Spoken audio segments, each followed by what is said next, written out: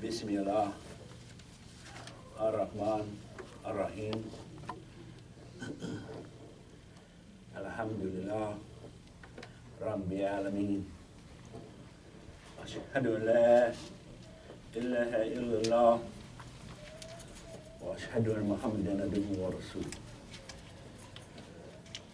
I seek refuge in Allah from the rejected enemy Shaitan. With Allah's name, the most merciful benefactor, the most merciful redeemer. All praise is due to Allah alone. We seek help from Him. I bear witness. There is no deity except Allah. And Muhammad sallallahu alaihi wasallam is His servant, His messenger to mankind.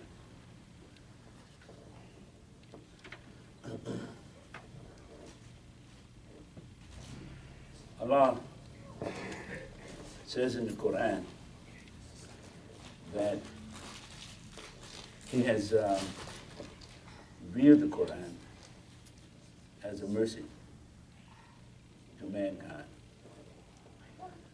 And Muhammad is also mercy. Rabbi, Allah used in the Quran and used the term Alameen, and most scholars interpret that as mankind, some world of man.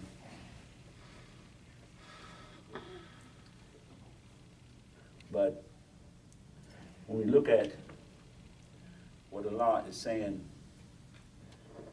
to us, is that as we evolve as a humanity, Allah has looked out for us, has guided us, even in the times of utter darkness. Allah looked out for us.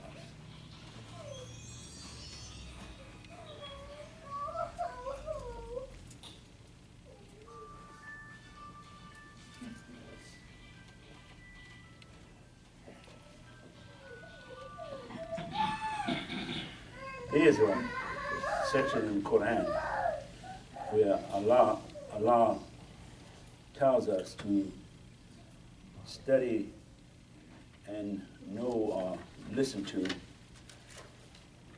the stories, the hadiths of the prophets, different prophets that Allah talks about. And one of them is Musa. And there's different ways of looking at how that particular prophet has affected the growth and development of humanity. There's a portion in the Quran where Musa goes to Allah and Allah tells him his task, his responsibility. He goes up the mountain and Allah addresses him. And Musa, at the time, didn't seem as though he was really up for the task. Not in the sense that he didn't think he could do it intellectually or in his courage. What about his courage? He thought he wasn't glib enough. He thought he didn't have his speech wasn't as the kind of speech that's necessary to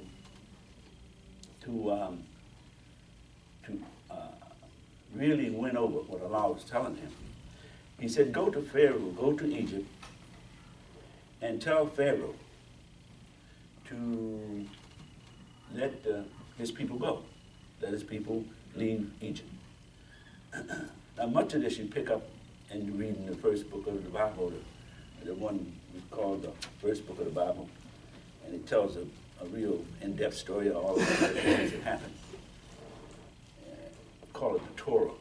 It was kneel before Quran. And Allah picks it up in the Quran and tell us to look at this. And that brings to mind, too, what Prophet Muhammad always encouraged the Muslims to do. He always encouraged the Muslims to get an extensive amount of knowledge, that we should study all kinds of knowledge and good things and improve on ourselves. That has been a very important part to the growth of Islam, because the Muslim world grew at an alarming rate because of their ability and because their willingness to study, to take up what they found, what Allah had revealed in Quran, and what Prophet Muhammad ﷺ encouraged them to do. This section in the Quran, where Pharaoh, he says to Musa, he says, he's asking him a question. He said, then who is this Rabbi Alameen? Who is this that you're telling me about? Musa. And Musa replied, he says that he's the Rabb of Rabbi Alameen. It means that he's the Lord of the heavens, the earth, and all in between. And Pharaoh listened, and what Musa added to that was that you have to be convinced in this kind of thinking. Pharaoh didn't accept that. He didn't accept that the message that Musa was bringing. Now, mind, Musa has now gotten to the point where he feels better, and his brother Aaron, Allah has given him Aaron, his brother, made him a prophet along with Musa. And so Aaron was very good with speech. So when he and his brother Musa approached Pharaoh, Aaron could talk. But Musa gave pretty much the instructions. And so when we look at that term, Rabbi Alameen, Rab carries a twofold. Rab is not just a nourisher, sustainer, and provider in that sense, but it also carries with the other side, that it says, on the day of judgment is the Rab, the Lord is who you're going to have to face. You have to face the Rab. See, the Rab carries with it this idea of nourishing, but now after you have been nourished, you're supposed to come out right. So if you don't come out right, then you have to answer to the Rab. So it gives that kind of understanding, and when you read the term Rabbi Alameen, now because it says Alameen, it doesn't leave anything out. It doesn't leave out the world of the jinn. It doesn't leave out the world of mankind. It doesn't leave out the solar system. It doesn't leave out the ants or anything. But some say it doesn't involve the animals when you're talking about Rabbi. When you're talking about Alameen. But the one thing they all agree upon is that it is talking about mankind. It is talking about those things that involve mankind, all of the knowledge and the system of knowledge. When Imam Muhammad started teaching and started talking about the Rab, meaning the Lord and sustainer of the systems of knowledge, all systems of knowledge, in terms of comprehending that, is not just as surface, as many of us see, or many of us don't deal into. This is why it's very important to investigate. This is why it's very important to dig into knowledge. Allah created man with the ability to investigate. He even encourages man to investigate what he has revealed to man. He said, check it out for yourself. He said, look at this creation. Look at it. And come up with something better than this. And then he says, Cast your eyes out. And when they come back, they're going to be tired and worn out. He encourages man to investigate because man is basically a scientist. If you don't investigate, if you're not investigating Allah's word, if you're not looking at it deep, you're not looking at the deep meanings of Rab, the deep meanings of Alamin, you're not looking at that, just going with the surface, you're not doing what you were created to do. Man was created to investigate. So Allah called him a Khalifa. Why would Allah call us a Khalifa if that doesn't mean we have the power to investigate? When he talked to the Malaika, he said that this is a Khalifa. I'm going to create a Khalifa in the Filarity, in the earth. And the Khalifa has the power to open up everything in the creation. Has the power. Now, we're not doing it all at the same time and all in one generation. Gradually, man is cracking all of the secrets of this creation. Gradually, man is cracking open the atom and then the electrons. Gradually, man is getting to what causes things to stay together, what causes things to come apart. Gradually, man is coming into that understanding because that's what Allah created him to do. Man was not created to stay in one spot. Even before man invented the cars, he began to walk across the earth. Man began in Ethiopia. That's where they found the first remnants of man, in Ethiopia. And from that spot, man migrated for thousands and thousands and thousands of years out of that part of Africa into Egypt, still Africa, into Saudi Arabia, into China, into Japan, into Europe, now over here in the West. Wherever there was a possibility for man to move, man moved. Man was encouraged by his Lord to do that. It's in man's nature. We didn't have to pray for this. We didn't have to pray for this kind of nature. Allah created it in man. When he created the whole creation, he created man with this nature. And this is why he called him the Khalifa. Now the rest of the creation couldn't understand that because they understood what Khalifa meant. It meant Khalifa had the power to say la, had the power to say no, had the power to reject Allah, had the power to not go along with anything. He had to be created like that in order to make progress.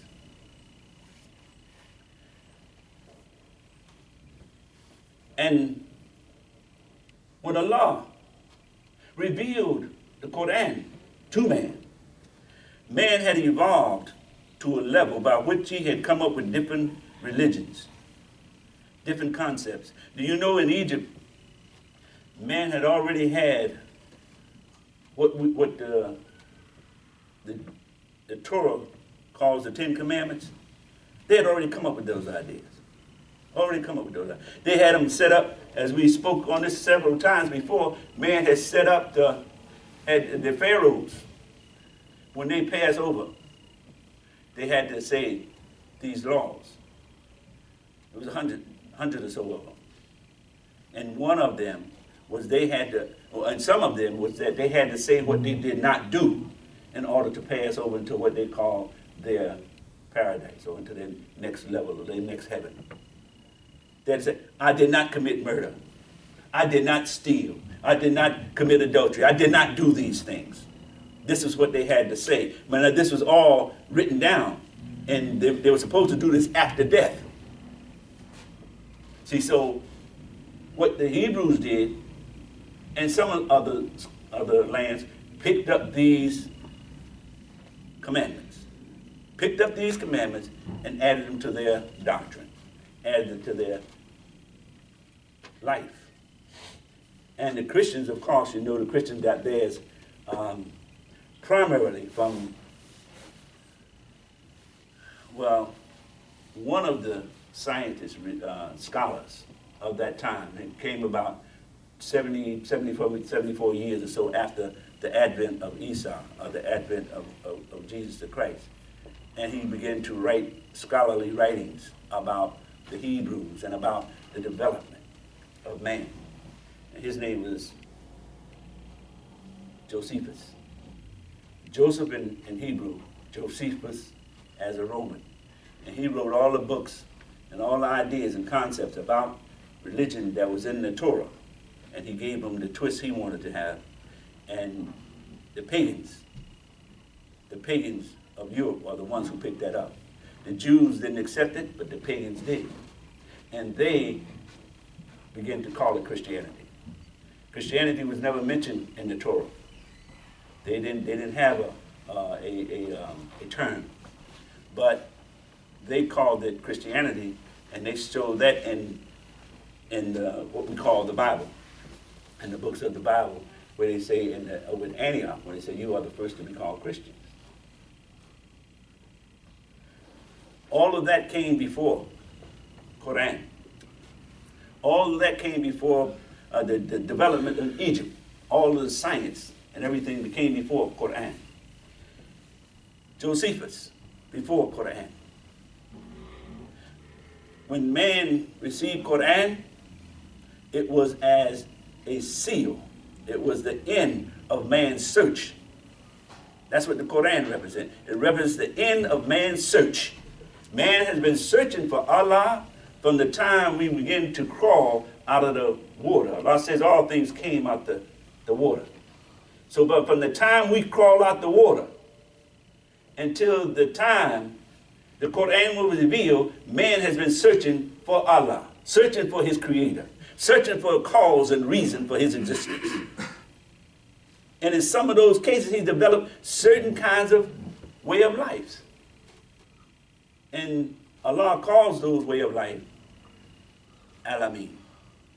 Alameen. That's worlds, systems of knowledge, systems of way in which we live by.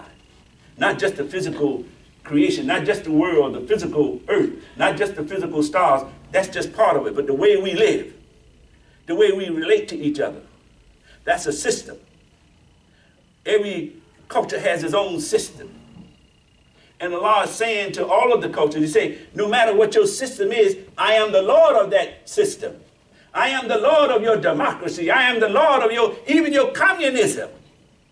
You never would have been able to evolve that unless I allowed it. You didn't have the power to come out of the earth with this on your own. I let you come out and let you corrupt yourself. Because I created you with the ability to say that. Even all of the other systems that we know about, Allah is the Lord of those systems. Now that's important. Why? Because every system and everyone who rules over those systems going to have to answer to the Rabb. Answer to the Rabb, because the main thing each system is supposed to carry, it's supposed to carry an acknowledgement, one, and it's supposed to carry an acceptance, not just an acknowledgement that I agree you exist, but an acceptance of the purpose. They should all have that woven in. They should all have it woven in that Allah is one. Allah is God. They should have that woven into their system. And they should have the acceptance of it. And then they should have the relationship between human beings. They should have the taqwa. The same taqwa we talk about in the Quran, Allah talk about taqwa. That same taqwa every creature has within him. And systems are supposed to reveal that. You know, if man practiced taqwa, he could never put another man in slavery. Cain could have never killed Abel. Brother could never slew another brother if he's practicing taqwa. So if he's not practicing taqwa, if a system is not practicing taqwa, that system has to answer to Allah. Not just the system itself, but those who rule in the system. Each system has rulers, people in power. And they are going to be responsible for that. So with that, we want to take a short pause. أعوذ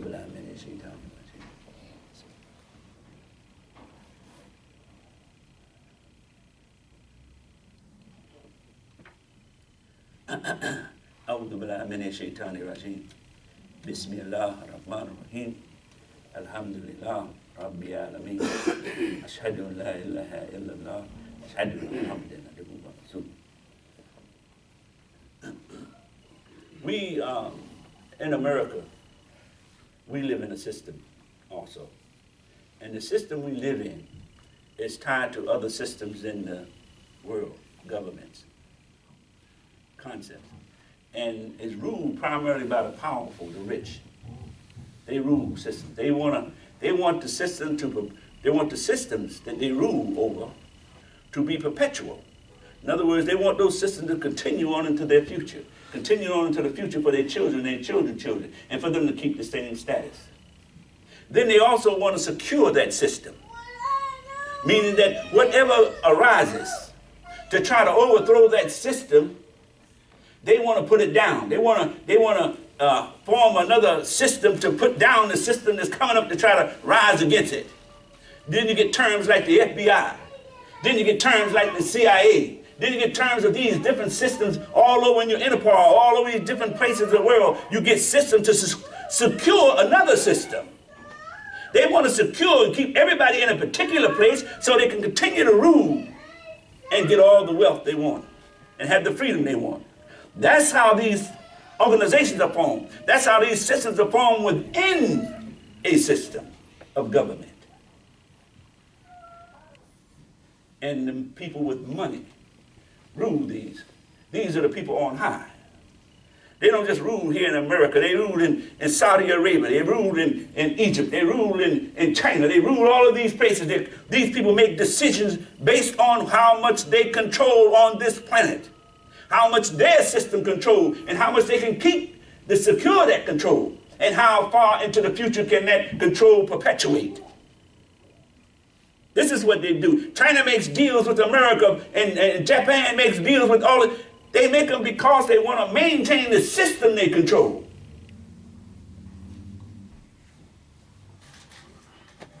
And you and I are part of that maintenance, or that control that they want. So do you think, for one moment, the knowledge you receive of getting over the television and getting out of the newspapers and getting from the preachers and all these other things is knowledge for you to be a free thinker? No, the knowledge you receive is knowledge so you will help maintain the system. The knowledge you receive will help so you would help secure the system. This is the knowledge you get from this whole system, this whole media. Do you think there's one part of the media that's trying to free your mind? The media is trying to use the information that the system needs in order to keep each individual in place. Why do you think they don't want the Quran? Why do you think China don't want the Quran? Why do you think Japan don't want the Quran? Why do you think Arabia don't want the Quran to be read with this freedom? Every system is designed to maintain the people in that system. Only Allah says man is autonomous. And he is not to be maintained in a secured manner by any system other than his Lord, his creator.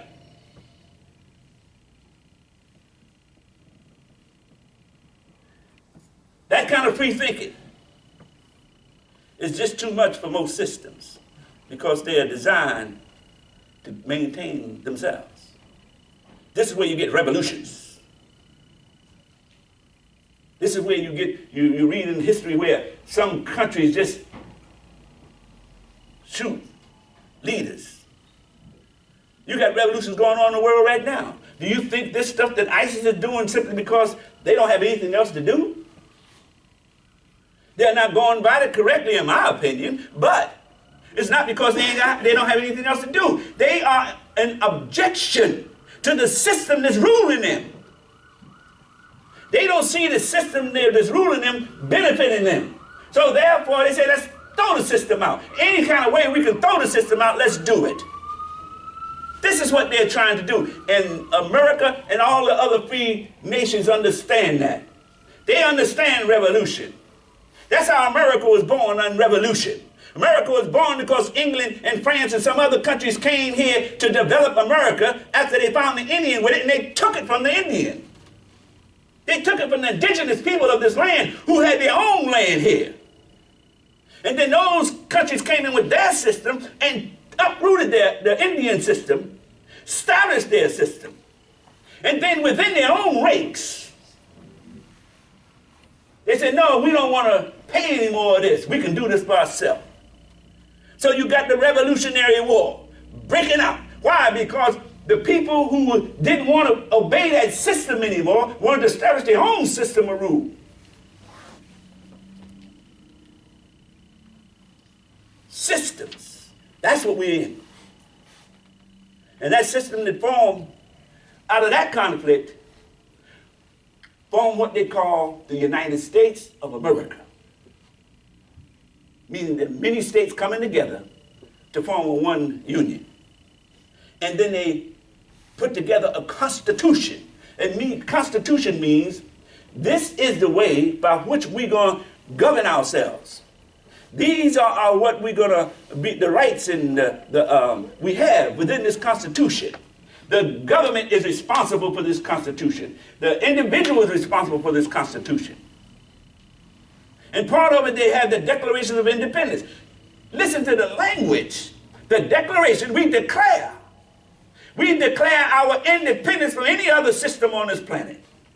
That's what the Declaration of Independence talks about and what it's responsible for. Why was it? And you think America's the only one with that? No. You go into any country. You will find in that country, you will find where there were systems established, and those systems were overthrown because the people who didn't feel as though they was part of that system overthrew the system and started a new government. Do you know it's written in the Constitution of the United States to bear arms? You had the freedom to bear arms. Why? It says you had the freedom to bear arms because of this government. If this government tries to control the individuality of the individuals, the people have a right to rise up and overthrow the government. Did you know that was in your Constitution? Do you know that's why you see these people out in the mountains? You heard about the thing that took place out there in Oregon just a little while ago? They understand the Constitution. They know they could do that. They took over certain land. They took over certain parts, and it was rebellion. And you see, the government didn't go in there and bomb them and drop a bomb on them, did they? No, they allowed them to do what they was doing. This is Constitution. These are how systems are formed. And you should do all the effort you can to learn about these things. Don't live in a world that's controlling you and you have no knowledge of the control it has over you. You think you want to go do something, but it's this system that has instructed you to do that. I remember some time ago, and I'm going to close this thinking here. Remember some time ago, we were introduced to a book, most of us, some already knew about it, a book called Subliminal Seduction by Brian Keyes. And Imam Muhammad said we should read that book because it talks about subliminal seduction. And in that book, and there was something, and I learned after that, there was many others now, scientists, and the idea of using sex subliminally to make you want to drink a bottle of Coke